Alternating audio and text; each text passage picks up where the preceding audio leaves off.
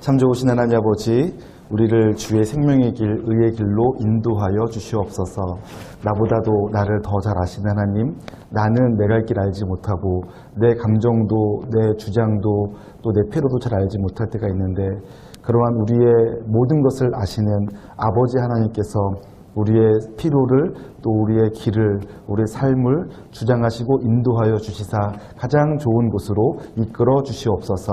오늘 세보팀이 찬양하였는데, 세보팀이 하나님을 사랑하는 마음으로 예수 그리스도의 심장을 가지고 우리 교회 찾아오시는 세봇들을 섬기고 돌봐드릴 때, 하나님 세봇을 통하여, 세봇팀을 통하여서 우리 교회 찾아온 모든 세봇들이 주님을 만나게 되고 치유와 회복을 경험하며 그리스도의 사랑을 경험하여 잘 정착하여 귀한 성도로 자라갈 수 있도록 사용하시고 역사하여 주시옵소서.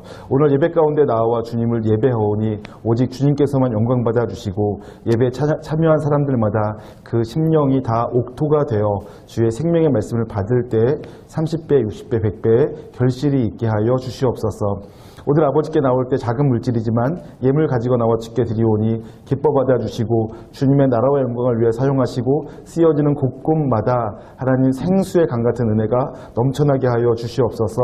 드린 손길들마다 복에 복을 더하시고 그 손으로 하는 모든 일들마다 형통케 하여 주시옵소서. 감사드리며 존귀하신 예수님의 이름으로 기도하옵나이다.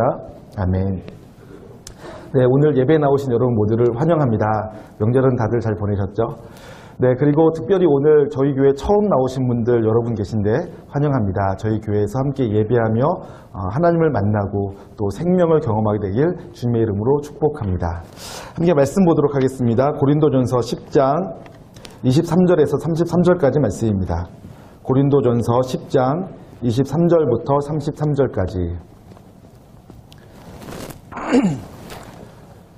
성경책이 있으신 분들은 다 찾아서 눈으로 따라서 읽어주시고요. 없으신 분들만 화면을 보면서 함께 읽도록 하겠습니다.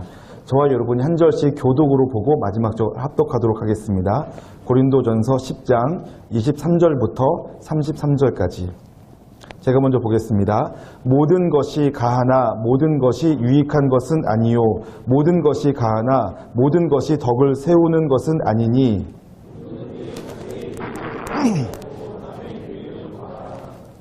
무릇 시장에서 파는 것은 양심을 위하여 묻지 말고 먹으라.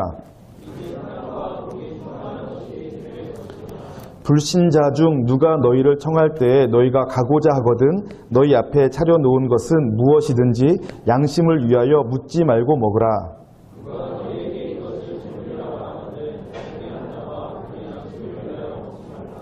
내가 말한 양심은 너희의 것이 아니요 남의 것이니 어찌하여 내 자유가 남의 양심으로 말미암아 판단을 받으리요.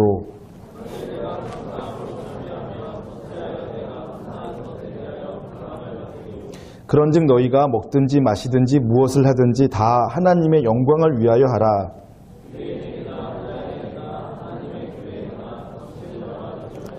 나와 같이 모든 일에 모든 사람을 기쁘게 하여 자신의 유익을 구하지 아니하고 많은 사람의 유익을 구하여 그들로 구원을 받게 하라. 아멘. 네, 말씀 전하기 전에 한 가지 소식 알려드릴 텐데요. 돌아오는 토요일 날 우리 감요셉 형제와 김소희 자매가 결혼을 합니다. 그래서 오늘 원래 이 시간에 인사를 해야 되는데, 그런데 오늘 요셉 형제가 시험이 있어서 청년부 예배에는 참석을 못했어요. 일부 예배만 드리고요. 그래서 신혼여행을 다녀와서 인사하는 걸로 하도록 하겠습니다. 우리 소희 자매 저 뒤에 있는데 잠깐만 일어서 주시면 우리 박수로만 환영하도록 하겠습니다. 결혼을 축하합니다. 네, 점점 예뻐지고 있어요. 네, 오늘 말씀의 제목은 덕스럽게 영광되게라는 거예요. 덕스럽게 영광되게. 여러분, 사람들이 최근에 교계 뉴스에 나왔던 내용인데요. 사람들이 교회를 옮기는 이유들이 여러 가지가 있대요. 신앙을 떠나는 게 아니라 교회를 옮기는 이유예요. 그런데 교회를 옮기는 여러 가지 이유가 있는데 그 중에서 가장 많은 비율을 차지하는 것, 가장 많은 응답자가 체크한 게 뭐냐면 교인들 간의 불화, 성도들 간의 갈등이 있는 것이라고 나오더라고요. 가만히 생각해보면 그렇죠. 가끔 담임 목사님의 설교 말씀이 너무 안 좋다, 이래서 옮기는 분도 간혹 있을 수 있지만 대부분은 그런 문제로 옮기지 않고요. 성도들 간에 자기들끼리 싸우고 다투고 마음에 안 드는 일이 벌어져서 교회를 옮긴다는 거예요.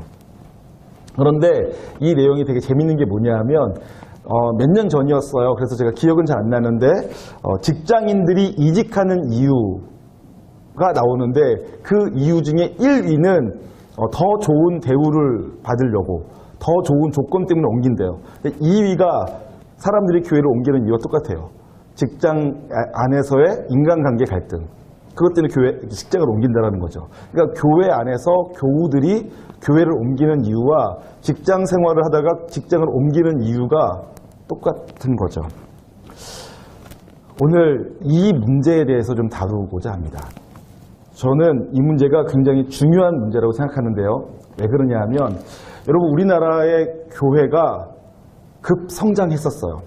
한국에 복음이 들어온 지 100년이 채 안 됐을 때 한국 교회는요, 우리 전 한국 사람들 중에 약 25%가 기독교인이라는 통계가 나올 정도로 급성장하였죠. 엄청난 폭발적인 부흥이었어요. 전 세계에서 유례를 찾아볼 수 없을 만큼 빠른 성장이었어요. 심지어는 모든 교회들이 모델로 삼고 있는 초대교회 때보다 더 큰, 더 빠른 부흥 성장이었어요.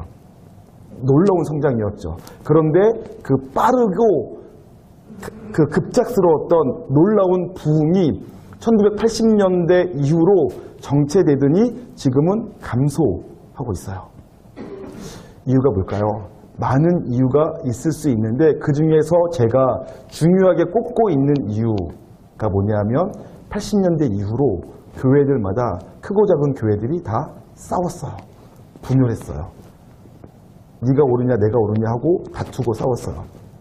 우리 교회도 마찬가지죠.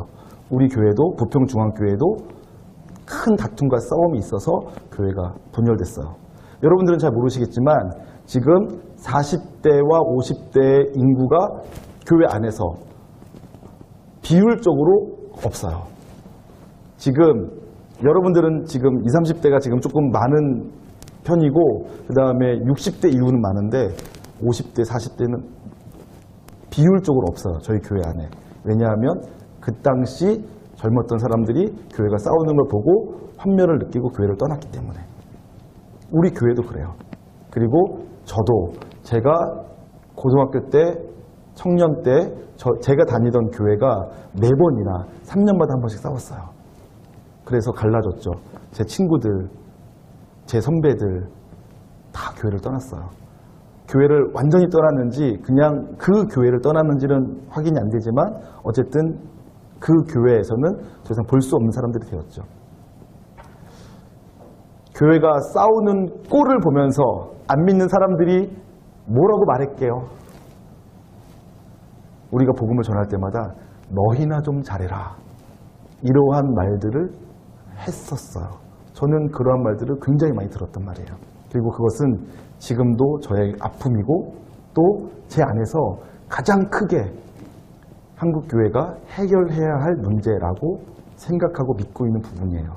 그런데 더 재밌고 아이러니하게 생각하는 건 뭐냐면 그럼에도 불구하고 이 문제, 제가 오늘 설교로 다루고자 하는 이 문제를 교회에는 거의 안 가르쳐줘요.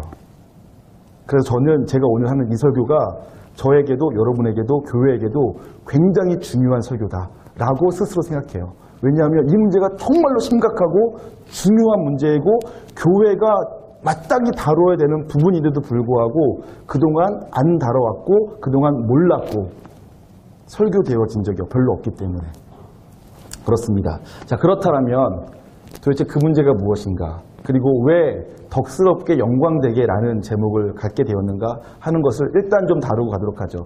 왜 덕스럽게 영광되게라는 제목으로 제가 이 설교를 하려고 하는가 하는 것들을 제가 먼저 왜라는 질문을 가지고 좀 접근해 보고 또 풀어가도록 하죠. 왜 우리는 덕스러워야 되고 영광되어야 되는가? 첫 번째로 제가 그 3가지 이유를 말씀드릴 텐데요. 첫 번째로는 사람들은 누구나가 자기 자신만의 삶의 기준과 판단 방식을 가지고 살고 있어요. 그러니까 모든 사람은 예외 없이 자기 나름대로의 삶의 기준이 있어요. 선택하는 기준, 어떤 물건을 구매하는 기준이 있단 말이에요. 예를 들어서 여러분들은 이제 결혼을 앞두고 계실 텐데 배우자를 선택하게 되실 거예요. 여러분 배우자 선택하는 기준이 있으실 거예요. 어떤 분들은 얼굴이 제일 중요한 분도 있을 수 있어요. 어떤 분은 목소리가 중요할 수도 있겠고요. 어떤 분은 그의 학력 수준이 중요할 수도 있어요. 어떤 분들은 대화가 통하는가가 중요할 수도 있겠죠. 성격이 중요할 수도 있어요. 어떤 분은 신앙이 가장 중요할 수도 있고요. 어떤 분은 아무나 좋으니까 나만 사랑해주면 좋다라고 생각하는 사람도 있을 수 있고요. 어쨌든 자기 나름대로 무엇인가 선택할 때에는 자기만의 기준이 있단 말이에요. 옷을 고를 때도 그렇죠. 여러분 옷 고를 때 지금도 부모님이 사주는 옷 입는 사람 계세요? 그렇다면 그분들은 제외하고요. 내가 어떤 옷을 사서 입는다 할 때에는 옷 사는 기준이 있어요. 어떤 사람은 옷의 디자인을 보고 고르는 사람이 있고요. 어떤 사람은요. 그런 사람이 없을 것처럼 생각하지만 그런 분이 있어요. 내 몸에 편해야 돼요. 그래서 주로 추리닝 종류를 입어요. 어떻게 보이는가 상관없어. 저희 둘째 아들도 그러더라고요. 그 몸빼바지 같은 청바지 모양인데 몸빼바지야 실제로는. 그것을 굉장히 좋아해요. 이렇게 좋은 옷이 있었어? 그러면서 그 옷만 입고 다니더라고요. 편한 게 중요한 사람이 있어요. 그런가 하면 기능이 중요한 사람도 있죠. 이것이 얼마나 추위를 막아주느냐, 얼마나 땀 배출이 효과적이냐, 이런 것이 옷 사는 기준이 되는 사람들도 있어요. 그러니까 사람들마다 다 무엇인가를 선택하고 판단하는 기준들이 예외 없이 있다는 얘기예요. 그런 것이 없는 사람이 없어요. 여러분 제가 고등학교 때였었던 것 같아요. 어렴풋한 기억이지만 제 친구 중에 한 명이 이런 얘기를 했어요. 좋은 차를 보면서 야 나도 크면 저런 좋은 차 탔으면 좋겠다 그랬더니 또 다른 차를 좀 잘 아는 친구가 야 저 차는 모양만 그럴싸하지 성능은 별로 없어. 그랬더니 그 친구가 나는 성능 따윈 상관없어. 보기 좋으면 돼. 모양이 좋으면 돼. 이렇게 얘기했어요. 그때 제가 속으로 생각했어요. 나는 반대인데 나는 모양 따윈 상관없어. 성능만 좋으면 돼. 라고 제가 생각했어요. 그래서 그 대화 세트가 기억이 나요. 그 친구와 제가 정반대의 생각을 하고 있는 거예요. 지금은 물론 좀 생각이 달라졌어요. 저도 성능이야 이제는 다 평준화되어 있으니까 이왕이면 크고 좋았으면 좋겠다 이렇게 생각하는데 그때는 아니 겉모습이 뭐가 중요해? 성능이 중요하지 라고 저는 생각했는데 그때 똑같은 나이에 제 친구는 그렇지 않았어요. 성능이 뭐가 중요해? 사람들 눈에 보기 좋아야지 라고 생각했단 말이에요. 그러니까 사람들마다 다 기준이 달라요. 여러분 생각에는 그런 사람이 정말 있어? 라고 생각할지 모르지만 있다고요. 여러분 그 개미와 배짱이 이야기 잘 아시겠죠? 제가 초등학교 다닐 때 70년대, 80년대, 90년대까지는 안 갈까요? 90년대 초반 정도까지만 하더라도 그 개미와 배짱이 얘기해서 배짱이 편을 드는 사람은 거의 없었어요. 누구나 다 그 이야기를 들으면서 개미처럼 성실하게 근면하게 살아야 된다라는 교훈을 얻었죠. 그런데 90년대 이후 지금은 배짱이를 옹호하는 사람들이 굉장히 많아요. 만약에 70년대에 배짱이를 옹호하는 말을 했다면 돌에 맞아 죽었을걸요. 뭐 죽기까지는 안 했겠지만 사람들에게 비난받았을 거예요. 어떻게 그런 생각을 다 하는 거야. 그런데 지금은 배짱이를 응원하는 사람들이 많아요. 오늘을 즐기자. 70년대 그런 말 하면 어른들한테 한 3시간은 잔소리 들어야 돼요. 지금은 그렇지 않아요. 지금은 그런 생각들을 하는 사람들이 있어요.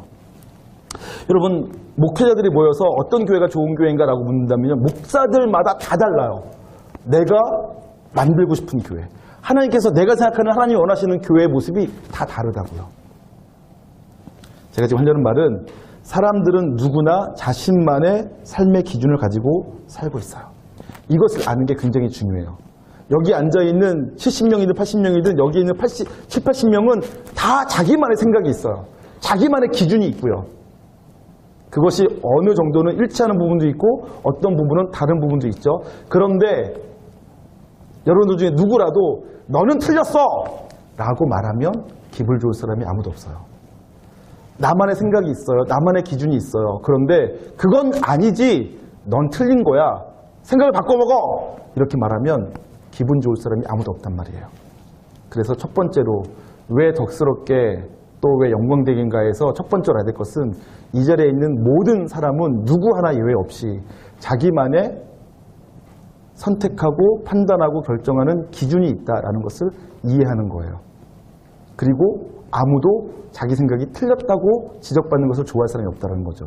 두 번째는요. 그런데 교회는요. 그렇게 다른 사람들이 함께 모여서 한 공동체를 이루는 곳이에요. 교회란 곳이 그런 곳이라는 거죠. 여러분, 만약 우리가 교회가 아니라 어떤 선교단체였어요. 예를 들면 청소년 선교단체. 그러면 그 선교단체는 청소년에게 복음 전하기 위한 사명감과 그러한 목적을 가진 사람들끼리 모인 곳이에요. 그러니까 일치되는 부분이 굉장히 많겠죠. 어떤 부분에서요? 청소년 선교라는 부분에서요. 대학생 선교단체 CCC, 이곳은 CCC의 간사가 된 사람은 일치하는 부분이 굉장히 많을 거예요. 대학생을 선교해야 된다라는 사명감으로 불타는 사람들, 그래서 그런 마음들을 갖고 있는 사람들이니까요. 혹은 어떤 봉사를 위한 NGO 단체, 거기도 분명한 이유가 있어서 모였을 거예요, 사람들이.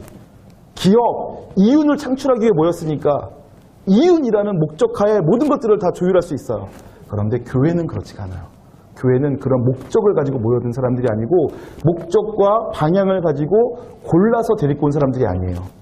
하나님께서 그냥 보내주신 사람들이고 그들이 다 다양함에도 불구하고 한 몸을 이룬 공동체예요.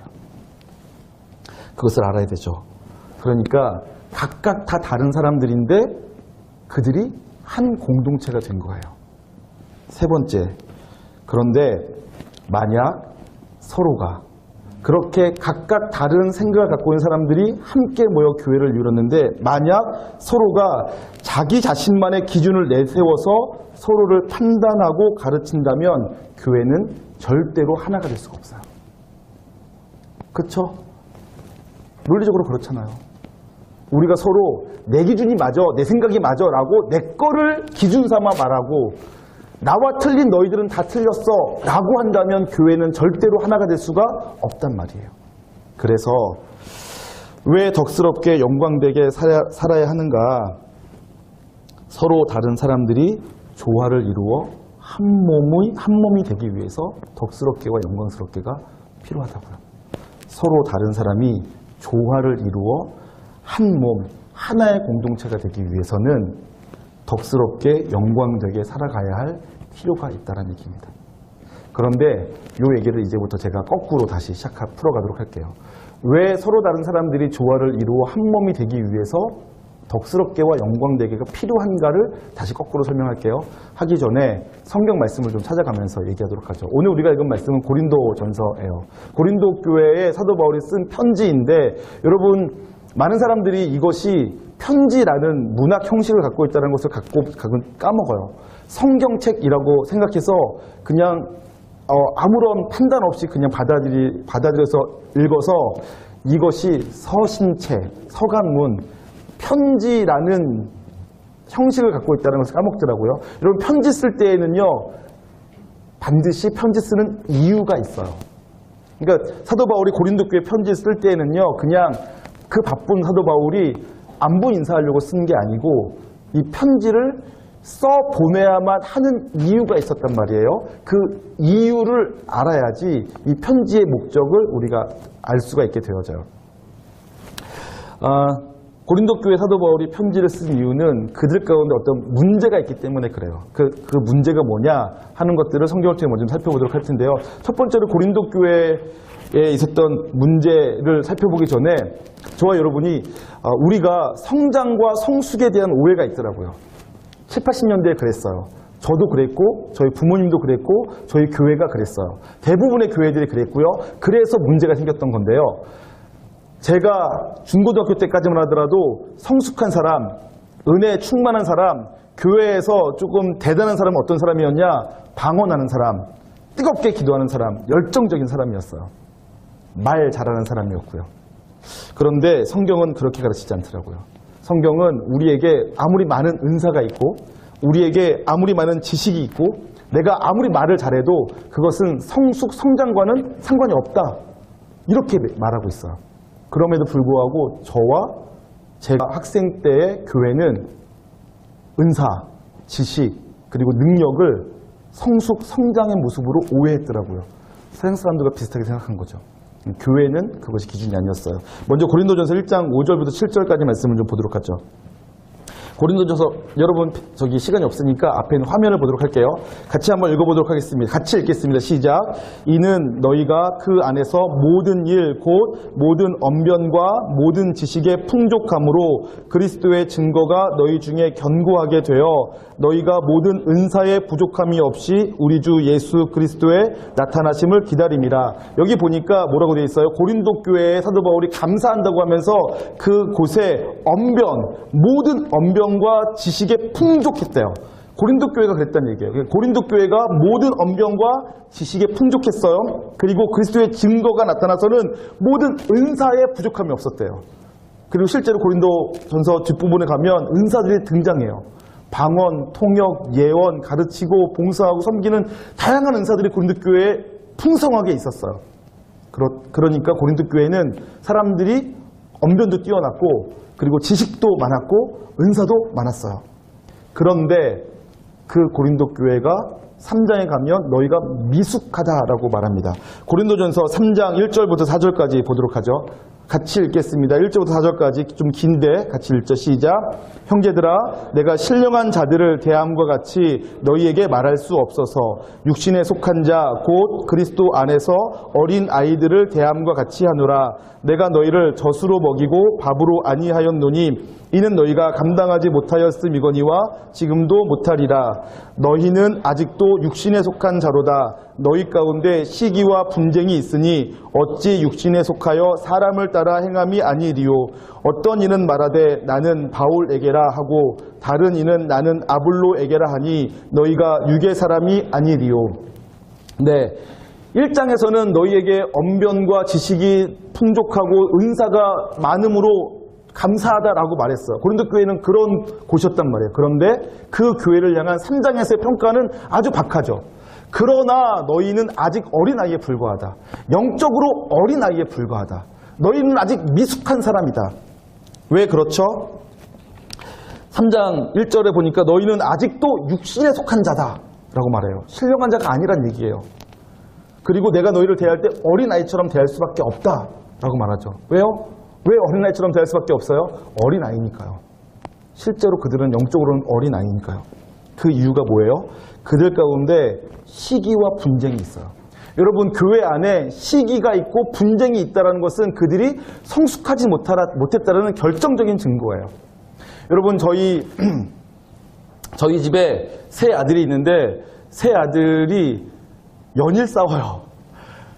그런데 그 중에 첫째와 둘째는 연년생이에요. 지금은 그래도 조금 덜한데 한 3, 4년 전까지만 하더라도요. 진짜 하루에 한 두세 번씩 안 싸운 날이 없어요. 근데 그렇게 막 싸우는데 제가 그들에게 싸울 때마다 싸우지 말라고 하고 제가 잘 들어보면서 판단도 해주지만 대부분 제가 애들한테 화내진 않아요. 그리고 제가 막 그것 때문에 막 답답해하고 힘들어하지 않아요. 얘네들은 도대체 왜 이렇게 싸우는 걸까라고 제가 불안해하고 근심하지 않아요. 저는 알고 있거든요. 뭘 알고 있냐면 얘네들도 크면 안 싸운다라고 제가 알고 있어요. 제가 왜 그렇게 아느냐? 대부분 다 그렇기 때문에 그래요. 여러분들도 그렇잖아요. 여러분들 어렸을 적에 지금 뭐 남자 형제들끼리 있는 사람들 내 눈에 보이는데 여러분 그런 사람들에게 물어보면 어렸을 적에 엄청 싸웠을 거예요. 근데 지금도 그렇게 싸우지는 않잖아요. 지금도 가끔 싸울 수는 있지만 아마 싸우는 게 줄어들었을 거예요. 저는 여동생과 3년 터울인데 제가 여동생을 굉장히 싫어했어요. 여동생이 귀찮았거든요. 그렇게 했더니 고등학교 때 여동생이 저를 또 굉장히 싫어했어요. 여동생이 저에게 못생겼다고 하더라고요. 오빠가 부끄럽다고 하더라고요.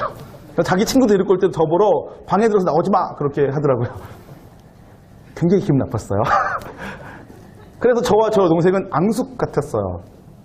어렸을 적에는 제가 동생한테 돌 던지면서 쫓아오지 마! 오빠 쫓아오지 말란 말이야! 막 하고, 그리고 라면 끓여내! 하고 막, 그래가지고, 제가 아주 못됐어가지고, 동생이 저를 싫어했고, 저도 동생이 귀찮아했고, 그 뒤로는 동생이 저를 부끄럽게 생각해가지고, 전 기분 나빴고, 빈정상했고, 동생 저를 계속 그렇게 했고, 엄청 싸웠는데, 군대 갔다 온 이후로 저와 여동생이 짝기도를 했어요. 한 달 동안 짝기도 하면서 서로 죄송하다고, 미안하다고, 사과하고 나서 지금은 둘도 없는 사이가 됐어요. 제 나이가 46살이 됐고, 제 여동생이 43살이 됐는데, 지금도 싸울 줄 아세요? 지금은 전혀 안 싸워요. 서로를 너무나 아껴주죠. 세상에 우리 둘밖에 없는 것처럼 아껴줘요. 싸우는 것은 미숙하다라는 증거예요. 성숙한 사람은 싸울 이유가 없어요. 안 싸우게 됩니다. 교회 안에 여전히 시기가 있고 분쟁이 있고 다툼이 있고 서로가 서로에게 경쟁하는 관계를 갖는다. 미숙하기 때문에 그래요. 성경 곳곳에 아주 많이 표현되어 있어요. 그러니까 고린도 교회는 은사도 많았고 언변도 뛰어났고 지식도 많았지만 아직 영적으로 어린 나이에 불과했어요. 그래서 고린도 교회 안에 수많은 문제가 있었죠. 그 중에 한 문제가 뭐냐? 고린도 교회에 사도 바울이 복음을 전했어요. 그리고 교회가 세워졌는데 사도 바울은 다른 교회를 개척하러 갔을 때에 아볼로라고 하는 율법학자, 성경학자가 와서 성경을 가르치기 시작했어요. 근데 아볼로가 또 유능했나 봐요. 그러니까 아볼로의 말을 듣고 성경에 대해서 눈이 트인 사람들이 생겼어요. 그러면서 아볼로를 지지하는 사람들이 생긴 거죠. 그러니까 패가 나눠진 거예요. 우리는 바울이 복음을 전해서 복음을 붙잡고 사는 사람들인데 하는 무리와 복음을 들은 것은 감사하지만 그 이후에 율법을 알고 율법을 붙잡고 사는 게 더 중요해. 율법을 지키고 사는 게 더 중요해 라고 말하는 사람들이 갈라진 거죠. 그런가 하면 베드로가 순회 전도를 다녔어요. 사도 베드로가. 근데 베드로가 예수님과 동행했던 사람이잖아요. 그러니까 예수님에 대해서 생생한 증언들을 많이 알고 있었던 것 같아요. 그리고 베드로가 아마 말을 잘했던 것 같아요. 그러니까 베드로가 한 번 와가지고 부흥회를 하면 사람들이 다 뒤집어지는 거예요. 그래서 고린도 교회 안에 또 게바파, 게바란 베드로의 이름인데 게바파가 생긴 거예요. 그러니까 어떻게 해요? 바울파, 아볼로파, 게바파. 나는 바울이 최고로 생각해. 아니야, 아볼로지. 아니야, 베드로야. 그런가 하면 야, 그렇게 편가를 게 뭐가 있었다? 우린 예수파지. 예수파. 적어도 네 파가 나눠진 거예요. 파당이 생긴 거죠. 그럼 서로 싸워요. 내 말이 옳아, 내 말이 옳아, 내 말이 옳아 하고요. 그래서 어떤 이는 말하되 나는 바울에게라 하고 다른 이는 나는 아볼로에게라 하니 너희가 육의 사람이 아니리요. 이렇게 말하는 거죠. 여러분, 그러니까 진짜 성숙한 것은 시기와 다툼이 없을 수 있는 상태, 수준에 이르렀을 때가 성숙한 상태라는 거죠. 그리고 고린도 교회의 문제는 여전히 그러한 시기, 다툼, 분쟁이 있었다는 데 문제가 있습니다. 그런가 하면 아주 성숙했던 교회가 있어요. 초대교회 당시에 굉장히 성숙했던 교회, 하나님의 역사를 이루어갔던 교회가 있습니다. 그 교회가 이방인 선교의 전초기지가 되었던 안디옥 교회예요. 여러분, 안디옥 교회는 굉장히 성숙한 교회였어요. 그 성숙한 교회라는 증거가 13장 1절에 나와 있는데요. 한번 같이 읽어볼까요? 안디옥 교회 어떤 교회였는지 읽어보도록 하겠습니다. 시작. 안디옥 교회에 선지자들과 교사들이 있으니 곧 바나바와 니게르라 하는 시므온과 구레네 사람 루기오와 분봉왕 헤롯의 젖동생 마나인과 및 사울이라. 여러분, 지금 안디옥 교회를 설명하고 있어요. 안디옥 교회가 얼마나 대단한 교회인지 여러분 아시면 이 말이 더더군다나 놀라울 텐데, 안디옥 교회는 예루살렘 교회에서 흩어진 사람들이 전국으로 흩어지다가는 다시 안디옥에 모여서 제2의 예루살렘 교회를 이루었다고 말할 수 있을 만한 교회가 되었고요. 안디옥 교회를 통하여서 이방인과 세계 선교가 확장되어져요. 그러니까 그 선교 사역을 이루는 마치 분수령이 될 만한 그러한 교회인 거죠. 그런데 그 안디옥 교회에 교사들, 지도자들이 있었어요. 그런데 그 지도자가 오늘날 우리 교회처럼 한 명의 담임 목사가 아니고 4명의 지도자가 있었어요. 누구죠? 성경에 보니까 바나바와 시므온과 루기오와 마나인과 사울이에요. 5명이네요. 여러분, 이 중에서 바나바와 사울에 대해서는 설명이 없어요. 왜냐 없냐면 이 사도행전을 읽는 사람들은 다 아니까. 바나바와 바울이 어떤 사람인지. 그런데 그 3명에 대해서는 설명이 있죠. 시므온에 대해서는 뭐라고 설명해요? 니게르라 하는 시므온. 그러니까 원래 이름은 시므온인데 불려지기는 니게르라 불려졌어요. 이 니게르라라는 말은요, 피부가 검다라는 뜻이에요. 그러니까 아마도 아프리카계 사람일 수도 있어요. 아니면 진짜로 완전 촌놈 시골 사람일 수도 있겠고요. 어쨌든 피부가 검었어요. 그것이 그 사람의 특징이기 때문에 별명으로 니게르라 불려졌어요. 그런가 하면 구레네 사람 루기오가 등장하죠. 루기오는 아예 그의 출신 지역이 등장해요. 구레네 사람이라는 거예요. 아프리카의 에디오피아가 구레네죠. 그러니까 에디오피아 출신 누기오라는 사람이 안디옥 교회 지도자 중 한 명이었어요. 그런가 하면 마나엔 정말 특이해요. 분봉왕 헤롯의 젖동생 마나엔이에요. 헤롯의 동생. 그가 기독교인이 되었고 그냥 기독교인이 아니라 안디옥 교회 지도자가 되었어요. 그러니까 이 사람은 굉장히 상류층 사람이고 정치적인 지도자들과 많이 알고 있는 사람들이겠어요. 그리고 유대 지역에서 유대인들에게는 반감을 살 수도 있는 사람이고요. 그런 사람이 안디옥 교회 지도자가 되었다고요. 여러분 사울은 설명이 없지만 사울이 여기 껴있는 것이야말로 정말로 놀랍죠. 왜요? 사울은 그 전에 예수님을 반대하고 예수 믿는 사람을 잡아 죽이던 사람이었단 말이에요. 자, 지금 제가 무슨 말 하려고 하냐. 안디옥 교회가 성숙하여서 세계 선교를 이룰 수 있었던 그 성숙함은 무엇으로 확인되냐. 이렇게 전혀 다른 사람들이 5명이 지도자였는데도 분쟁이 없어요. 조화를 이루어요. 그리고 함께 마음을 모아 결정할 수 있었어요. 이들이요, 성령을 쫓아 기도하다가 선교하라는 명령을 듣고 선교를 시작해요. 한 마음이 되어서. 성숙한 공동체는요, 시기하고 경쟁하고 다투고 자기를 드러내려고 과시하려고 잘난 척하고 그러지 않아요. 하나님의 영광을 위해 살죠. 교회의 덕을 위해 자기를 내려놓을 수 있죠. 성숙한 교회의 특징입니다. 그런데 고린도 교회는 어땠을까요? 고린도 교회는 정반대였어요. 고린도 교회는 그렇게 여러 가지 은사가 있고 능력이 있고 유능하다고 스스로 생각했을지 모르지만 실제로는 굉장히 많은 문제, 어린아이다운 문제가 있었죠. 고린도전서 11장 17절과 19절 보겠습니다. 글씨가 좀 작아졌는데 내용을 한 번에 집어넣으려고 하다 보니까 그렇게 됐어요. 한번 읽어보도록 하겠습니다. 시작. 내가 명하는 이 일에 너희를 칭찬하지 아니하나니 이는 너희의 모임이 유익이 못되고 도리어 해로움이라. 먼저 너희가 교회에 모일 때에 너희 중에 분쟁이 있다함을 듣고 어느 정도 믿거니와 너희 중에 파당이 있어야 너희 중에 옳다 인정함을 받은 자들이 나타나게 되리라.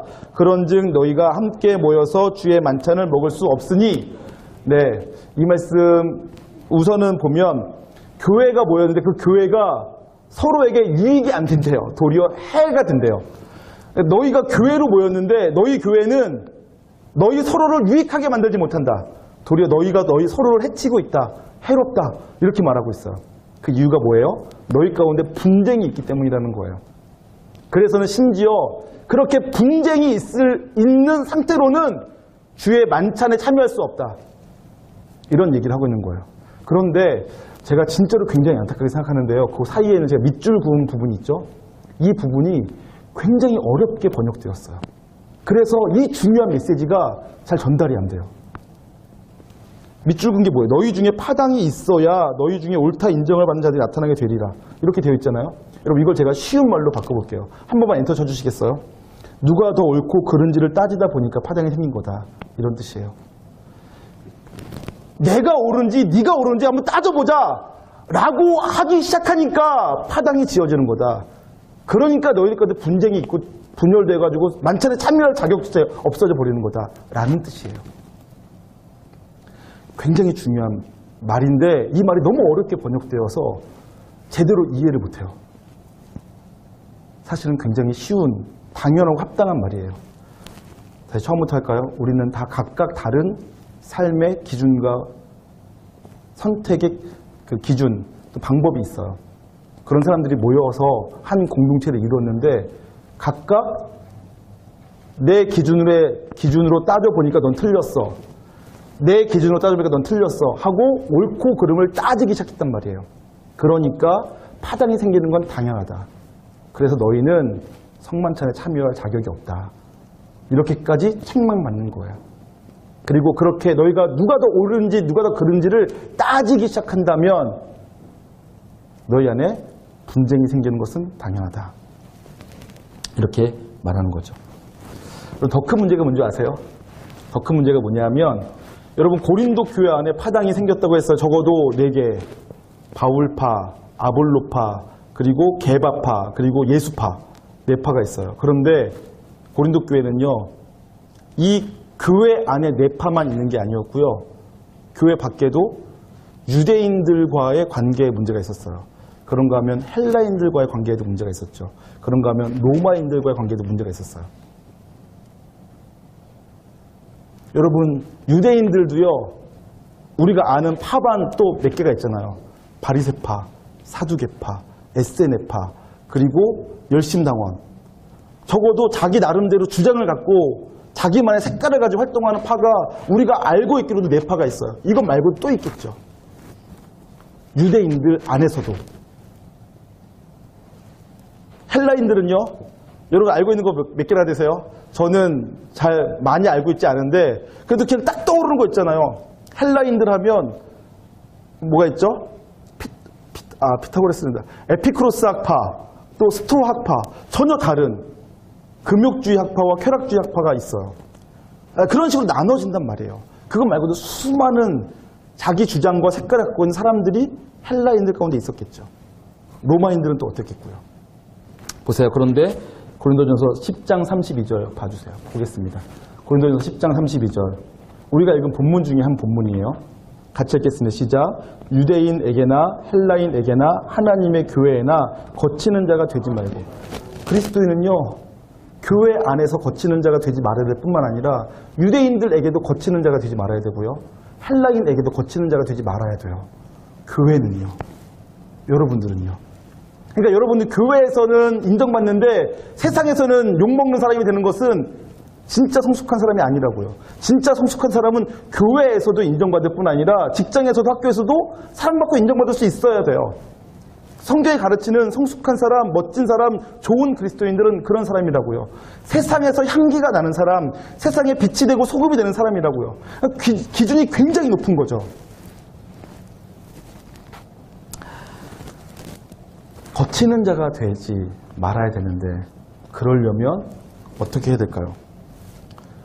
서로 다른 사람들이 전혀 다른데 생각하는 구조나 생활하는 방식이 전혀 다른데 전혀 다른 이 사람들이 조화를 이루어서 한 몸이 되고 또 우리 교회와 다른 사람에게도 덕이 되고 본이 되고 향기가 되려면 어떻게 해야 될까요? 그것이 바로 덕스럽게와 영광되기가 필요한 이유예요. 서로 다른 우리가 조화를 이루기 위해서는 자기 기준, 내 기준으로 옳고 그름을 따져서는 끝이 없어요. 우리 안에 공동체의 기준이 있어야 됩니다. 그 공동체의 기준이 있고 그 공동체의 기준을 따라서 판단해 갈 때, 공동체가 판단해 갈 때 다툼과 분열이 사라져가기 시작하죠. 그래서 그 공동체의 기준이 뭐냐? 사도 바울이 오늘 본문을 통해 제시한 것이 두 가지, 덕을 세우고 하나님의 영광이 되게 하라는 거예요. 너희가 서로 다른 생각들을 갖고 있는데 그런데 너희가 그 중에서 무엇인가를 선택하고 판단하려면 그 선택이, 그 판단이 덕이 되는가 따져보고 해라 라는 거죠. 우상에게 바쳐진 제물 먹어도 되냐 먹으면 안 되냐, 어떨 땐 먹으라고 하고 어떨 땐 먹지 말라고 해요. 결혼해도 되냐 안 해도 되냐, 나는 안 했다 그러나 너희는 해라, 그러나 이것은 명령이 아니라 권유다. 아니, 하란 말이에요 말란 말이에요. 여러분 고린도 교회 안에 이런 사람이 있었어요. 결혼한 사람인데 자매가 예수님을 믿었어요. 근데 남편에게 복음 전했는데 남편이 복음을 안 받아들여. 그래서 고민이 있는 거예요. 성경에 보니까 믿지 않는 자와 교례를 같이 맺지 말라고 했는데 나는 이제 예수 그리스도의 종이 되었고 예수님과 한 몸이 되었는데 나와 육신이 한 몸 된 남편은 안 믿어. 그러면 이혼해야 되나요 말아야 되나요? 뭐라고 대답할게요? 이혼해라. 그러나 이혼하지 말아라. 혹시 그 남편을 언젠간 전도하게 될지 아냐. 이거 이혼하란 말이에요 말란 말이에요. 우상에 바쳐진 제물 먹으란 말이에요 말란 말이에요. 결혼하란 말이에요 말란 말이에요. 옳으냐 그르냐 흑백 논리로 따지면 결정이 안 돼요. 성경에 있는 말 가지고 다 헷갈려요. 안식일에 주일날로 합시다. 주일날 간식 사 먹으면 돼요 안 돼요? 제가 27살 때 2000년이죠. 첫 번째 사역지에 갔어요. 그 사역지에서 중고등부를 담당하니까 주일날 제가 중고등부 임원 저희 집에 데려다가 라면 끓여 먹었어요. 그래서 제가 자랑했어요. 내가 우리 임원 애들과 우리 집 가서 라면 끓여 먹었어요. 아주 굉장히 즐거운 시간이었어요. 애들이 좋아하더라고요. 라고 했더니 담임 목사님 정색을 하시면서 주일날 라면을 사 먹었단 말이야. 하시면서 저를 혼내셨어요. 나 자랑하려고 했다가 굉장히 혼났어요. 우리 교회는 주일날 아무것도 사 먹지 않는다네 하면서요. 그 당시 그 교회는 주일날 아무것도 사 먹으면 안 돼요. 주일날 피자 시켜 먹으면 돼요, 안 돼요? 여러분, 제가 중고등학교 때는요, 여러분들 들으시면 놀라실걸요? 전도사님이 문 앞에 서 계시다가 치마가 무릎 위로 올라오면 집에 갔다 오세요 그랬어요. 무릎 위로, 무릎이, 이 무릎, 요 도가니가 보이면 교회 못 들어가. 어깨가 드러나면 교회 못 들어가요, 예배당에. 그 기도 시간에 문 닫고요. 기도 시간에 늦게 온 사람은 기도하는 중간에 못 들어가요. 기도가 끝나면 문을 열어줘요. 그리고 들어갈 때 뒤꿈치 들고 허리 숙이지 않고 들어가면요. 나올 때 또 혼나요. 하나님 앞에 나아가는데 어떻게 그렇게 버르장머리에서 들어가냐고. 물론 그 당시엔 드럼 교회 없었죠. 기타 예배당에서 본당에서 못 쳤어요. 교육관에서 토요일날만 칠 수 있었어요. 제가 너무 옛날 얘기를 해서 세대 차이가 너무 많이 나 보이는데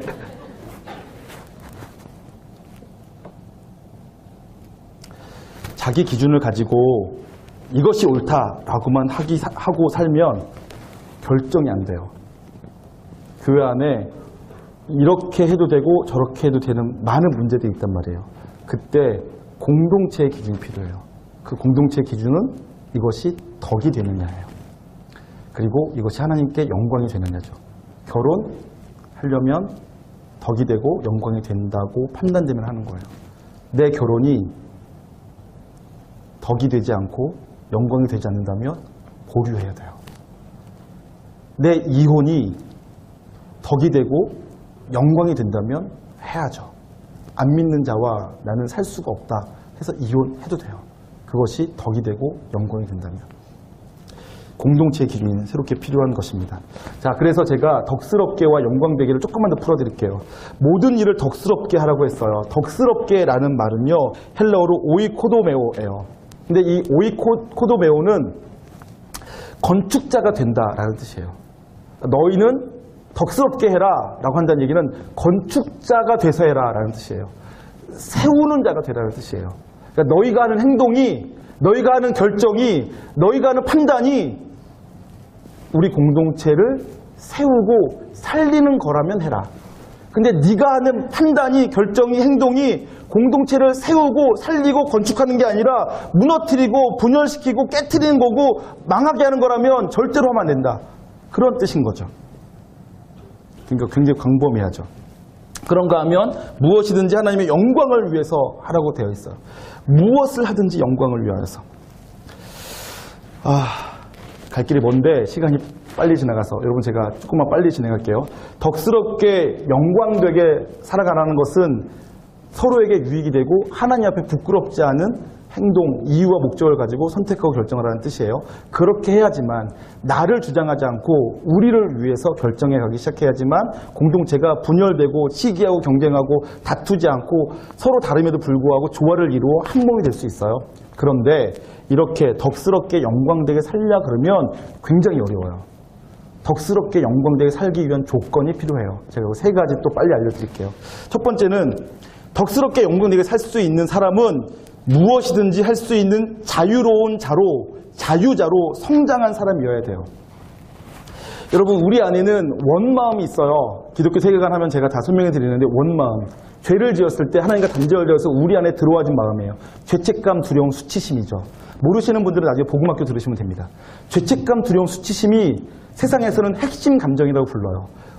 태어나면 모든 사람이 갖고 있는 근본적인 감정이죠. 죄책감, 두려움, 수치심. 근데 이 문제가 해결되지 않잖아요. 그러면 누군가가 내게 다가올 때 어느 정도 다가오는 것에 대해서는 환영해 주는데 내가 생각한 경계 이 안으로 다가오면 두려움을 느껴요. 내가 사람들에게 보여주고 싶은 모습이 있어요. 내가 다섯만큼 보여주고 싶은데 어떤 사람이 내 내가 보여주고 싶은 5을 넘어 내 7을 보잖아요. 그럼 그때부터는 그 사람과 안 보려고 해요. 수치심을 느껴요. 제가 여러분 집에 지금 제가 누구 손잡고서는 자 너희 집에 가자 그러면 잠깐만요. 방을 안 치웠는데요. 보여주고 싶지 않은 거죠. 왜 보여주고 싶지 않아요? 더러운 방의 모습을 보여주는 걸 부끄럽게 생각하니까.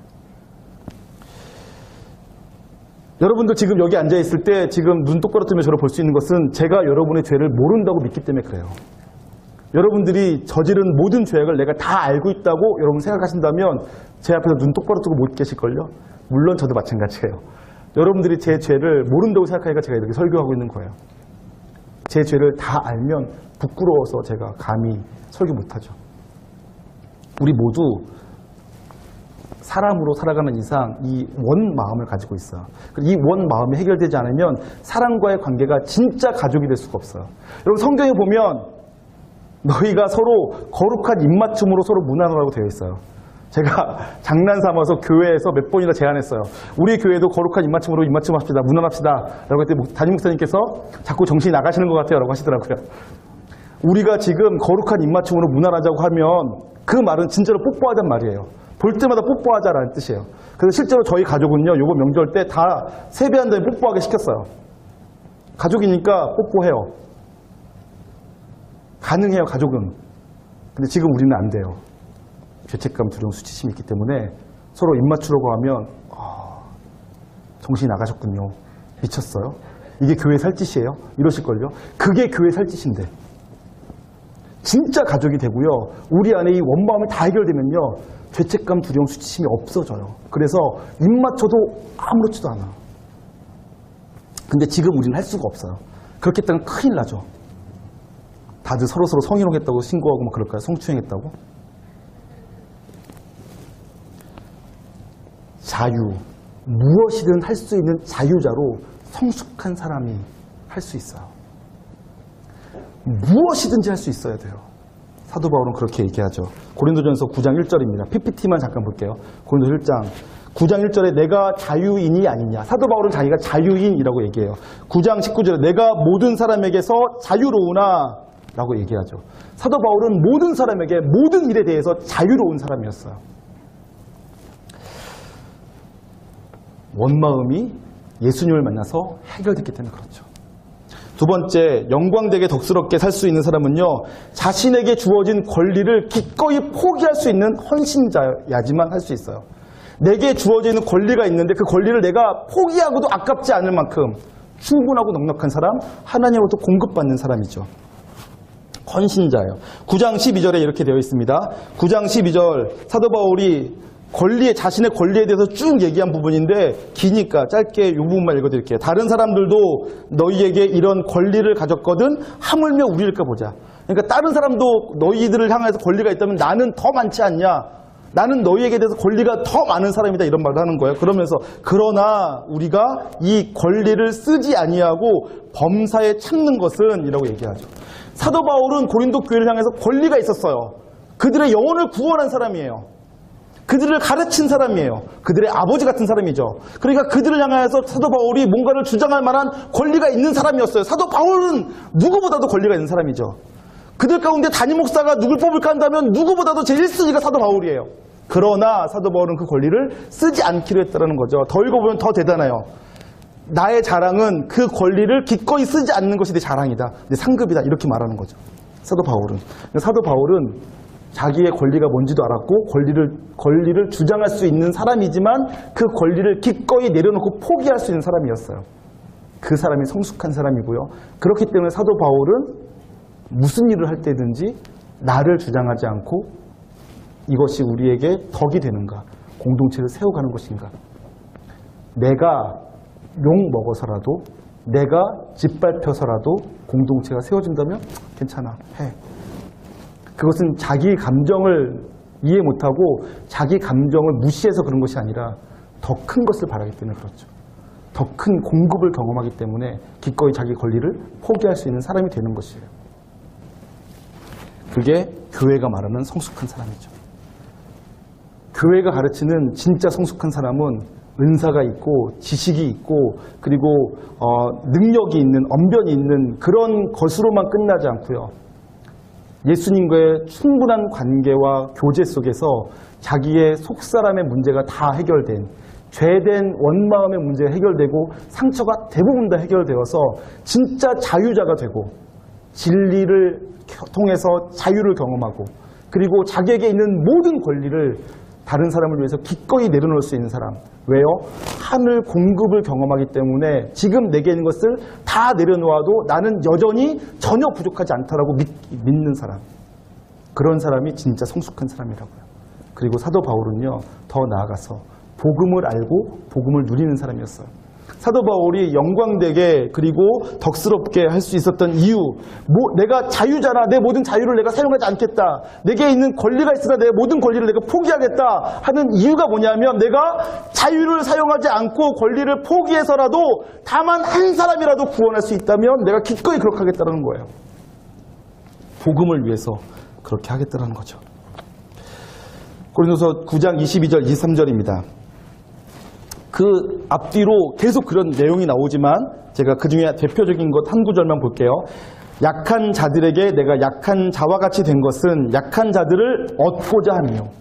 사도 바울이 약하지 않으나 약한 자처럼 된 거예요. 이유가 약한 자들을 얻으려고. 그 앞에는 무슨 내용이겠어요? 내가 율법의 메인자가 아니라 율법의 메인자처럼 된 것은 내가 율법의 메인자가 아니라 그리스도 안에서 율법의 메인자처럼 된 것은 사도 바울은 자유자고 아무에도 매여 있지 않은 사람이지만 마치 매여 있는 사람처럼 내가 유대인에게는 유대인처럼 헬라인에게는 헬라인처럼 내가 교회에서는 교인답게 살아가는 이유는 라고 얘기하는 거죠. 내가 여러 사람에게 여러 모습이 된 것은 무엇 때문이라고요? 아무쪼록 몇 사람이라도 구원하고자 함이니 내가 복음을 위하여 모든 것을 행함은 복음에 참여하고자 합니다. 사도 바울은 복음을 알고 복음을 누리는 사람이었어요. 복음이 사람을 살린다라는 것을 알았고 복음이 우리를 온전케 한다는 것을 알았던 사람이죠. 그래서 사도 바울은 자유자로 자란 사람이고 자유자로서 모든 걸 할 수 있는 사람이었기 때문에 자신의 권리를 기꺼이 하나도 취하지 않고 다 포기하고 내려놓고 나를 위해서가 아니라 공동체를 위해서 기꺼이 살 수 있었던 거예요. 그래서 사도 바울이 있는 그곳에 평화가 선포되어지고 경쟁이나 시기나 다툼으로 분열되고 나눠지는 것이 아니라 그곳 가운데 일치가 이루어지고 교회가 진짜 성장, 성숙이 이루어지고 그리고 하나님의 역사가 나타날 수 있게 되는 것이죠. 여러분 시간이 지나서 여러분께 제가 도전하겠습니다. 여러분의 삶, 여러분이 속한 곳에서 여러분들이 누군가와 지금도 여전히 경쟁하고 내가 누군가를 시기하고 질투하고 있다면 아직 미성숙하다는 증거예요. 내가 지금 누군가로부터 무시당해서 너무 빈정상하고 기분 나빴다라는 얘기는 아직 어리다는 증거예요. 어린 건 죄가 아니에요. 지금 여러분들이 어린 것은 전혀 죄가 아니에요. 괜찮아요. 저도 그랬고 여러분들이 그런 건 당연해요. 그런데 이제부터 소망하셨으면 좋겠어요. 하나님 제가 성숙하게 해주세요. 제가 성숙했으면 좋겠습니다. 그래서 더 이상 시기하고 질투하고 경쟁하고 싸우며 살지 않고 모든 것을 다 이해해주고 양보해주고 돌봐주며 우리의 유익을 위해 덕스럽게 살 수 있는 사람 되길 원합니다. 그리고 제가 하는 모든 행동이 다 하나님께 영광 되어지길 원합니다. 그런 사람으로 자라갈 수 있게 해주세요. 그것을 위해서 제가 자유자로 성숙하게 해주세요. 제가 그래서 그것을 위해서 내 모든 권리를 기꺼이 포기해도 아깝지 않은 하나님의 공급을 아는 사람, 청직이 되게 해주세요. 그렇게 기도하셨으면 좋겠어요. 그리고 복음을 진짜로 알고 누리고 복음에 참여한 사람 되게 해주세요. 그렇게 기도하셨으면 좋겠습니다. 이 시간 함께 좀 기도할까요? 하나님 아버지, 더 이상 우리 안에 시기나 다툼이나 분쟁이나 싸움이 없게 하시고 덕스럽게 영광되게 살며 교회를 세워갈 수 있게 하여 주시고 하나님을 모르는 사람들에게까지라도 향기 나는 교회가 될 수 있게 하여 주시옵소서. 우리가 아직 미숙하고 어려서 잘 안 된다면 하나님 이제부터라도 조금씩 성장시켜 주시고 자라가게 해주셔서 내 원마음의 모든 상처와 고통과 아픔들이 사라질 수 있게 하시고 진짜 진리 안에서 자유로운 자, 무엇이든지 할 수 있는 자 될 수 있게 하시고 내게 주어진 권리가 아무리 대단하다 할지라도 기꺼이 포기하고 내려놓으면서도 즐거울 수 있는 하나님의 청직이 될 수 있게 하여 주시옵소서. 그리고 복음을 알고 복음에 참여한 자, 복음을 누리는 자 될 수 있게 하여 주시옵소서. 그렇게 멋지게 자라가 더 이상 우리가 있는 어느 곳에서든 다툼이나 싸움이나 분열 없게 하시고 일치와 화합 또 성장 성숙이 있을 수 있도록 역사하여 주시옵소서. 감사드리며 존귀하신 예수님의 이름으로 기도하옵나이다. 아멘. 이제는 우리 주 예수 그리스도의 놀라우신 은혜와 하나님 아버지의 극진하신 사랑하심과 성령님의 감화 감동 교통 내주하심의 역사가 이곳에 있는 모든 사람들의 심령 가운데 이제로부터 영원까지 함께 있을지어다. 아멘.